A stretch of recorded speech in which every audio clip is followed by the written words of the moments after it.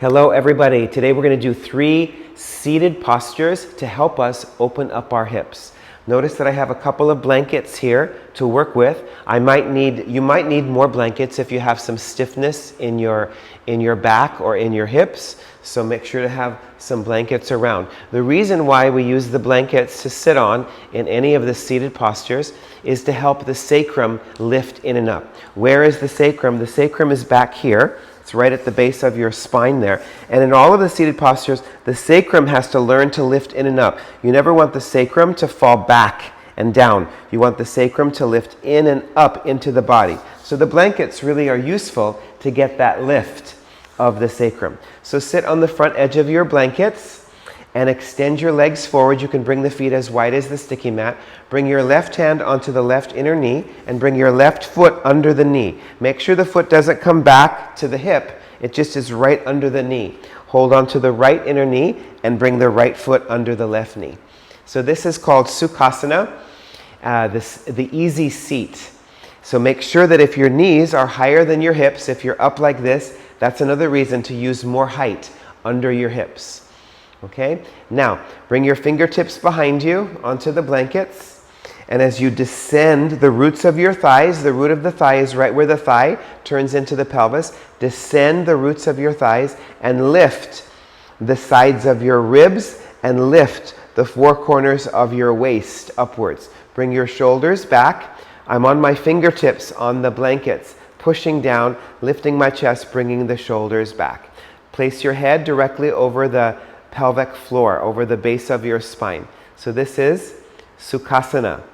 Lift up through your chest, move the roots of your thighs downwards. Okay, now stretch the legs outward. And we'll do the other side. So bring the right hand under the knee, or bring the right foot under that left knee, and then bring that left foot under the right knee.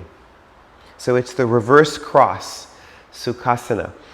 Bring your fingertips behind you, move the roots of your thighs down, lift the sides of your trunk upwards by pressing your fingertips down into the blankets. Bring your outer shoulders back and place the crown of the head directly over your tailbone. Sukhasana. Take deeper, fuller breaths in and out and release. Good. Now stretch the legs out. Now we'll do the forward bend aspect of that pose, which is called downward facing Sukhasana, Adho Mukha Sukhasana. So bring your left leg in first.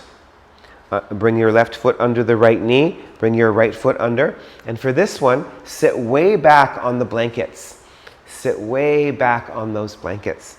So it almost feels like your hips are at the back edge of the blankets. Bring your fingertips in front of you. Now, if you happen to be on more than 2 blankets, a bolster or 3 or 4 blankets, then have some bricks under your hands. Otherwise, inhale, and as you exhale, walk your hands forward, push into the floor, and lift your chest. So lift the chest. Don't just lift the head, lift the chest as you push into the floor. Maintain that lengthening of your front body. Keep your hips moving backwards, your thighs moving downwards, and the sides of your trunk lengthening forward as you walk all the way forward. Adho Mukha Svastikasana. Keep your head, bring your ears in line with your arms. And move your hips backwards. Keep walking your hands further and further forward. Take deeper breaths in and out, especially if you're encountering any stiffness in your hips. Walk your hands back. Stretch your legs forward. Now bring the right leg in first. Bring your right foot under the left knee. Bring your left foot under the right knee. Sukhasana. Make sure that you're sitting way back towards the back of the blankets or whatever you're on. Bring your fingertips in front of you. Press your fingertips down. Lift your chest. Lengthen the front of the spine. Walk your hands forward. Inhale, and then exhale, come all the way forward. Maintaining that length of the front spine. Bring your head in between your arms. You can use your fingertips to push backwards, push your hips backwards. Move your thighs downwards as you exhale. Deepen your inhalations, your exhalations. Breathe into any stiffness there in the hips. And then walk your hands back. Good. The next pose is Upavistha Konasana. So take your left leg out and then take your right leg out. And you can see, maybe you still need to sit up on the blankets, but maybe you don't. Maybe you can come down onto the floor without the blankets. Okay, how do you tell? You tell, again, if your sacrum is falling backwards, then you have to sit up to get that sacrum to lift in and up. That's the key. That sacrum has to learn to move into the body, not out of the body. If you can keep the sacrum lifting, then you come down onto the floor. And in this pose, we want to move the fronts of the thighs into the backs of the thighs. Move the knees down so the back of the knee gets closer and closer to the floor. The toes are going straight upwards. The big toes are going straight upwards. The little toes are going straight upwards. And then you bring the fingertips behind you onto the floor if you're on the floor, or on your blankets or your bolsters if you're on the bolster. And then you lengthen the inner thighs to the inner knees, and lengthen the inner knees to the inner heels. It should feel like your legs are reaching away from each other and they're getting closer and closer to the floor. Bring your fingertips behind you and use your hands to lift up through the sides of your chest, lift up through the waist, and again, bring the sacrum in. Bring the sacrum in as you move the roots of your thighs down. Move the roots of the thighs down and lift the sides of your trunk upwards. If you're steady here, raise your arms upwards into Urdhva Hastasana. So lift up through your side body, straighten your arms fully, turning the inner upper arms around to the outer upper arms, and now move the roots of your thighs down and lift the sides of your ribs upwards, and then bring your arms down.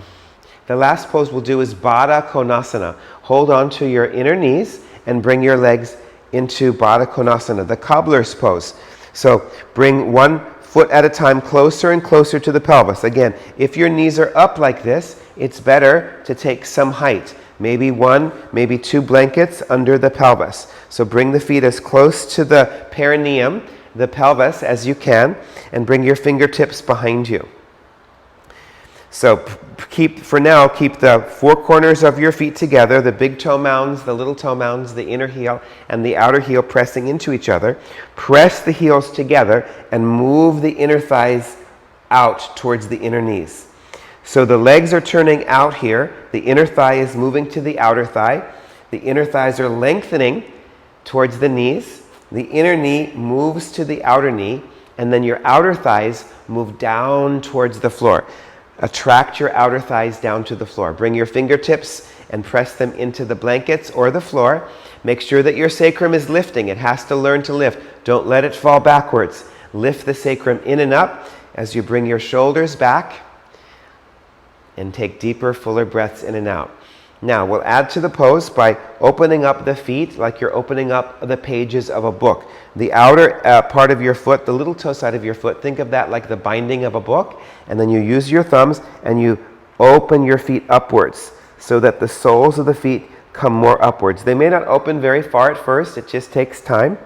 That's it. And once you have that, again, bring your fingertips behind you. Keep lengthening the inner thighs towards the inner knees. And moving your outer thighs down, and make sure to lift your sacrum in and up.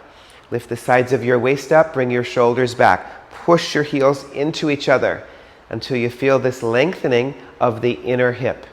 And now hold on to the outer knees and bring your legs back together and sit in Dandasana to feel the effects of those hip opening poses. So Dandasana, bring your legs together. Move the backs of your knees down, move the roots of your thighs down, lift up through your chest, bring your shoulders back. Thank you so much. Practice these as often as you can. I often do them at the beginning of class or someplace during the classes because they're just so important. They're truly yoga essentials. Namaste.